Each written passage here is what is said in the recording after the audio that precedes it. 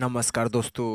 आप लोग कैसे बानी? उम्मीद बा कि आप लोग ठीक है बानी। तो आप लोग के बता दी कि खेसारी लाल यादव जी के हैप्पी न्यू ईयर गाना के वीडियो शूटिंग कर लिया गया है, जो कि आज ही 3 बजे भोर में। जी हाँ, जो कि आप लोग के बता दें कि 4 गाना खेसारी लाल यादव जी के हैप्पी न्यू ईयर के गाना आई है, जो कि बैब म्यूजिक के ऑफिस यूट्यूब चैनल से, SR के म्यूजिक से, सारे गामा रही हम भोजपुरी से, एगो खेसारी म्यूजिक वर्ल्ड से।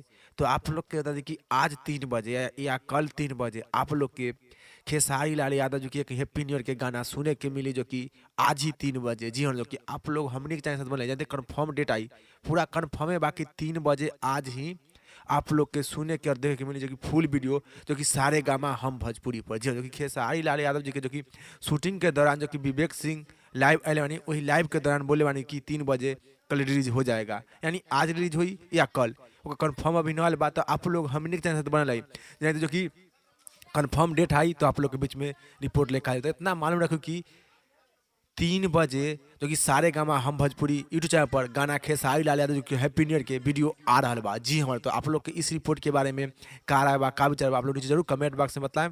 फिलहाल में इतने, फिर से मिलेंगे अगले वीडियो में। जय हिंद, जय भोजपुरी।